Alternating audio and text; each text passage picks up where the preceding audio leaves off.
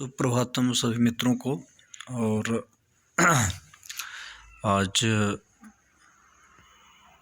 आप सभी के लिए हम वेद का सामान्य जो परिचय आपके पाठ्यक्रम वर्ग 1 में है उसको लेके आए हैं।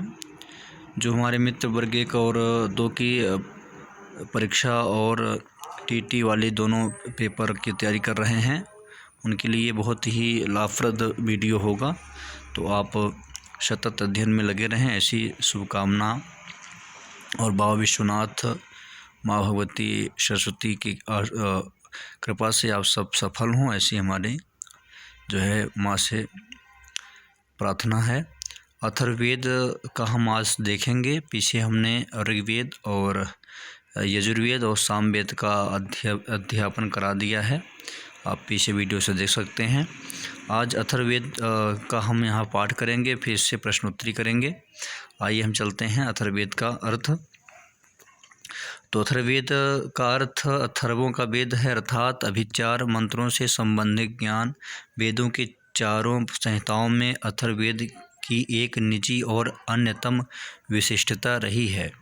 इस वेद के अथर्व शब्द की सुंदर व्याख्या यास्काचार्य के निरुक्त तथा गोपथ ब्राह्मण में उपलब्ध है। निरुक्त के अनुसार थर्व धातु गत्यर्थक है और अथर्व का अर्थ है गतिहीन अथवा स्थिरता युक्त, अर्थात जिसमें चित्त में स्थिरता एवं दृढ़ता लाई जा सके। तदनुसार गोपथ ब्राह्मण में प्रस्तुत है कि समीपस्थ आत्मा को अपने अंदर देखना। पाणिनि धातु पाठ में थर्वी धातु हिंसा के अर्थ में पठित है। थर्व धातु कुटिलता एवं हिंसावाची है, अतः अकुटिलता तथा अहिंसा योग से ब्रह्म प्राप्ति कराने के कारण इस संहिता को अथर्ववेद कहा गया है। अथर्ववेद में विभिन्न ऋषियों के दृष्ट मंत्र हैं तथा अनेक विषयों का प्रतिपादन है, अतः इसके अनेक नाम पड़े हैं। अथर्ववेद तथा अन्य ग्रंथों में अथर्ववेद के ये नाम प्राप्त होते हैं। अथर्ववेद की शाखाएं। पतंजलि ने महाभारत में नवधा अथर्वणो वेदः कहकर इस वेद की 9 शाखाओं का उल्लेख किया है, जो इस प्रकार है: पैपलाद, तौद, स्तौद, मौद, शौनकीय, जाजल, जलद, ब्रह्मवद, देवदर्श और चारण वैद्य। प्रपंच, हृदय, चरणव्यूह और सायण की अथर्ववेद भाष्य भूमिका में भी 9 शाखाओं का उल्लेख मिलता है। इसमें केवल पैपलाद एवं शौनकी शाखा उपलब्ध होती है। अथर्ववेद के उपवेद। तो गोपथ ब्राह्मण में अथर्ववेद के 5 उपवेद का उल्लेख है। पहला है, आप देख सकते हैं यहाँ पे क्या क्या इसके उपवेद हैं। तो ये आपका सर्फवेद, पिशाचवेद, असुरवेद, इतिहास वेद और पुराण वेद, ये इसके उपवेद हैं। अथर्ववेद के अपर नाम क्या क्या हैं, तो ये आपके लिए महत्वपूर्ण है, यहाँ देख सकते हैं: ब्रह्मवेद, अथर्वांगी रोवेद, भिषग्वेद, क्षत्रवेद, महिवेद, छंदोवेद, अंगिरस वेद, भैषज वेद और भृंगवंगी वेद। ये आपके इसके क्रमशः अपर नाम हैं। अब ये आपके लिए बहुत ही मोस्ट है, पूछ सकता है कि ब्रह्मवेद किस वेद को कहा जाता है, अथर्वांगी वेद, अथर्वांगी वेद किसे कहा जाता है, भिषग वेद किसे कहा जाता है, तो भैषज वेद ये भी आ सकता है, अंगिरस वेद भी पूछ सकता है, तो ये आपको महिवेद भी पूछ सकता है। तो ये आपको थोड़ा ध्यान रखना पड़ेगा, इसको याद करना पड़ेगा, ये आपसे पूछ सकता है। तो इस प्रकार आपको जो है अच्छी तरह से लगा लेना चाहिए। आगे हम चलते हैं आपका नेक्स्ट।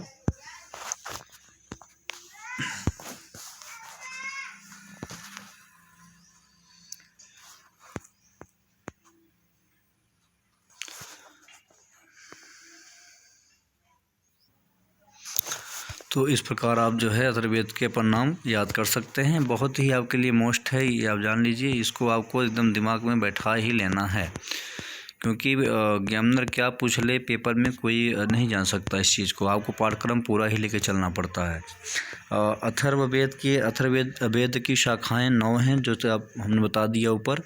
पैपलाद, जैसे आप यहाँ पे देख सकते हैं, क्रमशः आपका दिया गया है।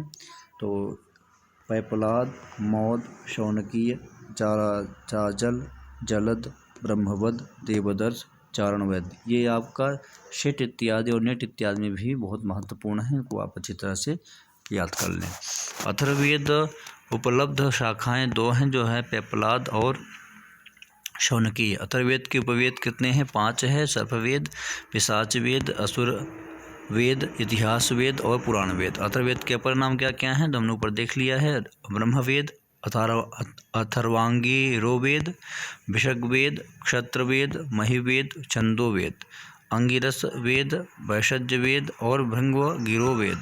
अथर्ववेद की शाखाओं के उल्लेखनकर्ता कौन है? तो पतंजलि महाभाष्य 9, चरण व्यूह में 9, प्रपंच हृदय में 9 और सायण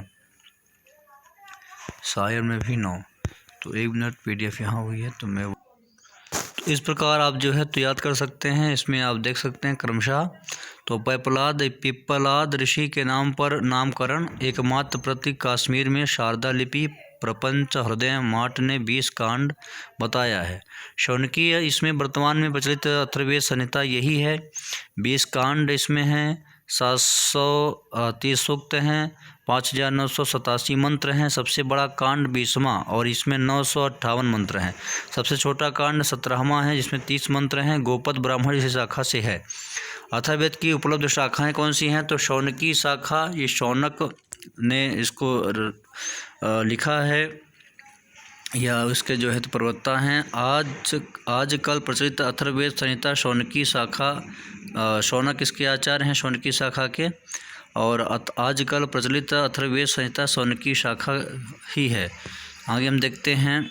आगे आपका इसमें क्या है कि इसमें 20 कांड, 730 सूक्त और 5987 मंत्र हैं।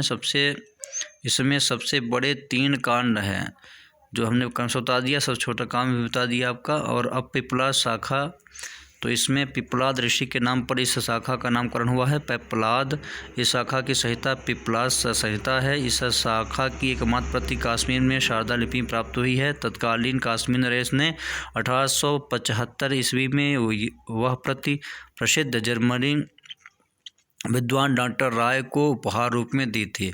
प्रपंच हृदयकार ने पिप्पलाद शाखा का संकेत किया। उन्होंने पिप्पलाद शाखा को 20 कांडों का बताया है। 1901 में अमेरिका में इसकी फोटोस्टेट प्रति छपी। बाद में डॉक्टर रघुवीर ने भी इसका सुंदर संस्करण प्रकाशित किया। पतंजलि के प्रमाण से यह स्पष्ट है कि महाभाष्यकार में अथर्ववेद की यही शाखा सर्वाधिक प्रचलित थी। अथर्ववेद के देवता सोम हैं। अथर्ववेद के ऋषि अथर्वा ऋषि हैं। अथर्ववेद के ऋत्विक ब्रह्मा हैं और अथर्ववेद को लिखा है वेदव्यास ने। यह आप ध्यान रखिएगा। चारों वेद के कर्ता जो हैं द्वैपायन वेदव्यास हैं। अथर्ववेद के महत्वपूर्ण सूक्त क्या हैं? तो पृथ्वी सूक्त, ये ब्रह्मा कांड, ये आपको मोस्ट है, इसको आपको याद कर लेना चाहिए। ये आपके लिए नेट और शेट और वर्ग 1 में तो इसका क्वेश्चन नहीं आएगा, लेकिन ये है कि आपको सेट और नेट के लिए ज़रूरी है। ये हो सकता है कि वर्ग में पूछ ले पृथ्वी सूक्त कहाँ है, किस वेद में, ऐसा पूछ सकता है। तो पृथ्वी सूक्त ब्रह्मा कांड है। ये काल सूक्त 19वां कांड है। व्रात्य सूक्त 15वां कांड है। ब्रह्म विद्या सूक्त, कौशिक सूत्र, वैशज्य कर्म सूक्त, पौष्टिक मंत्र, प्रकीर्ण सूक्त। ब्रह्मचर्य सूक्त 17वां कांड। विवाह सूक्त 14वें कांड में है।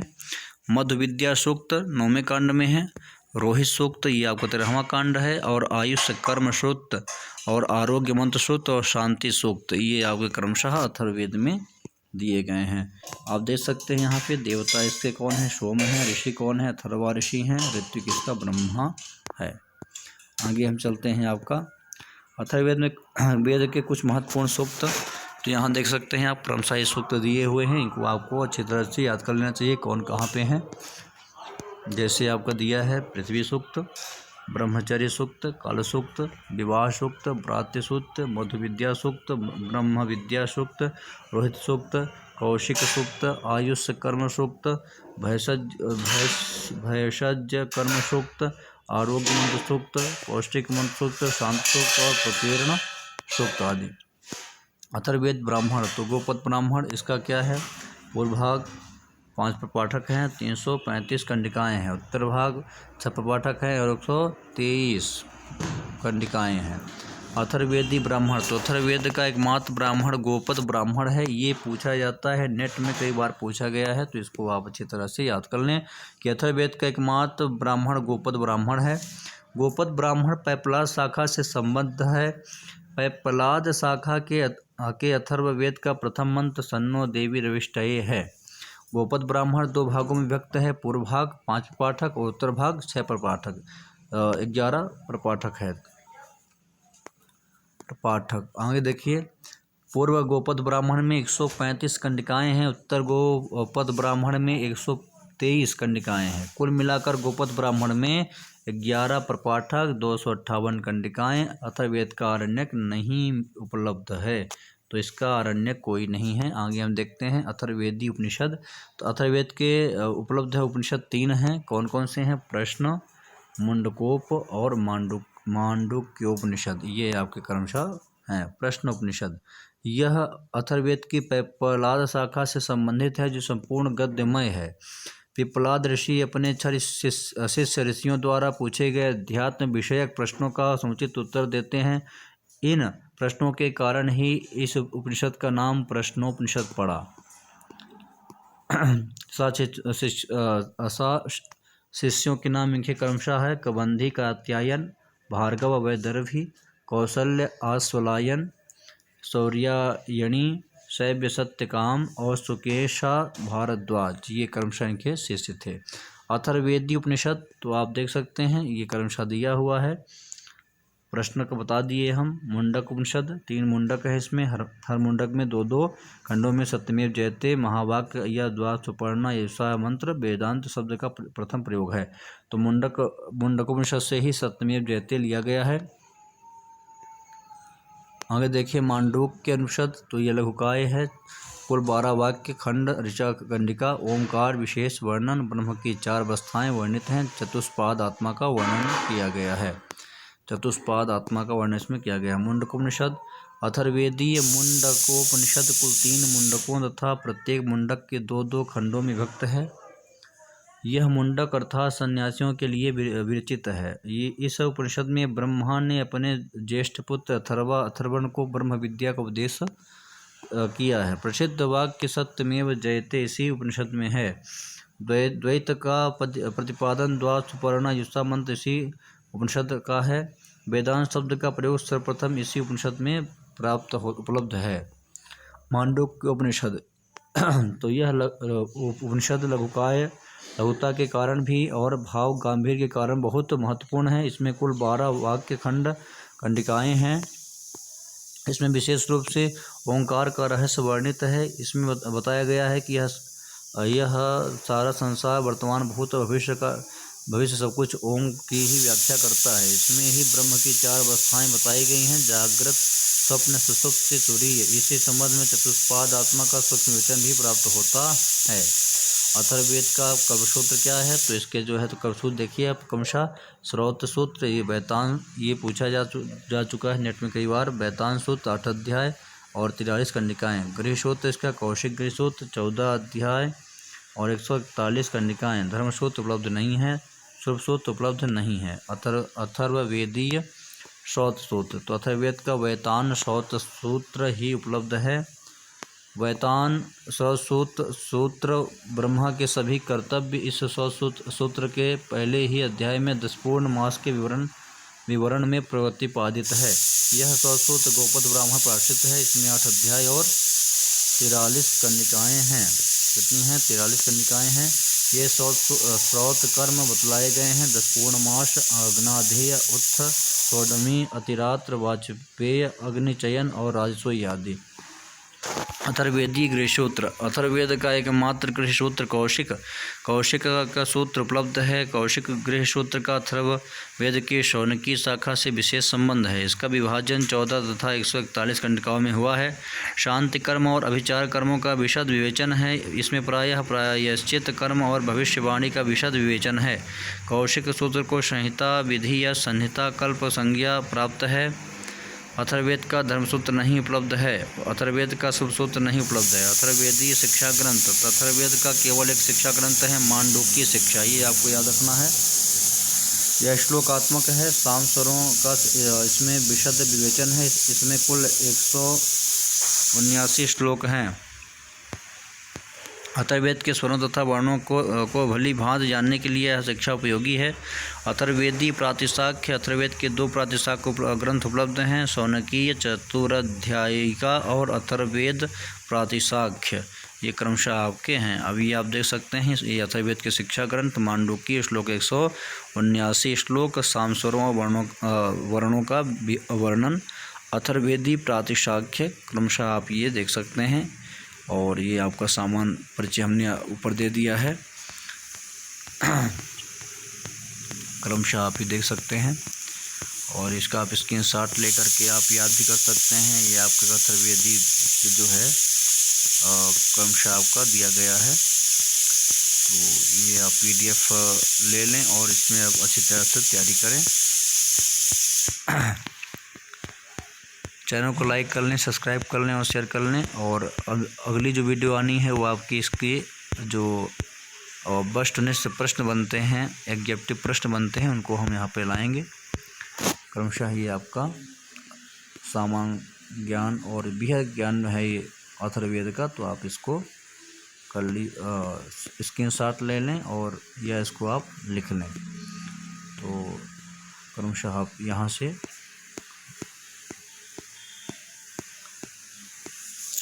हम देखते हैं अथर्ववेदी शिक्षा ग्रंथ में मांडूक्य है, पढ़ा चुके हैं आपको। शौनकी चतुराध्यायिका, यहाँ देखिए 4 अध्याय, सूत्र संख्या 434, सबसे प्राचीन प्रातिशाख्य है। अथर्ववेद प्रातिशाख्य 3 प्रपाठक, प्रथम प्रपाठक में 3 पाद हैं, द्वितीय और तृतीय प्रपाठक में 4 पाद हैं, कुल संख्या इसकी 221 है। शौनकी चतुराध्यायिका, इसके लेखक शौनक हैं, इसमें 4 अध्याय हैं और सूत्र संख्या आपका 434 है। ध्वनि विचार, संधि विवेचन, संहिता पाठ में दीर्घत्व, द्वित्वणत्व इत्यादि, स्वसंधि, अवग्रह, प्रकृति इत्यादि का विवेचन, यही सबसे प्राचीन अथर्ववेदी प्रातिशाख्य है। इसका इंग्लिश अनुवाद के सहित संस्कृत डॉक्टर व्हिटनी ने प्रकाशित किया है। प्रथम अध्याय में 105 सूत्र हैं, द्वितीय अध्याय में 107 सूत्र हैं, तृतीय अध्याय में 96 सूत्र हैं और चतुर्थ अध्याय में 126 सूत्र हैं। अथर्ववेदी प्रातिशाख्य को पढ़ा गया है। वीडियो ज़्यादा बड़ी न हो इसलिए हम इसको यहाँ रोकते हैं और आगे आपका जो है एग्जेक्टिव प्रश्न आएंगे। चैनल को लाइक कर लें, सब्सक्राइब करें और शेयर भी कर दें। वर्ग 1-2 के लिए हमारा यह चैनल समर्पित है। संस्कृत भवन में इस चैनल को सब्सक्राइब कर लें और शेयर कर दें। जयतु संस्कृतम जयतु भारतम, वंदे मातरम।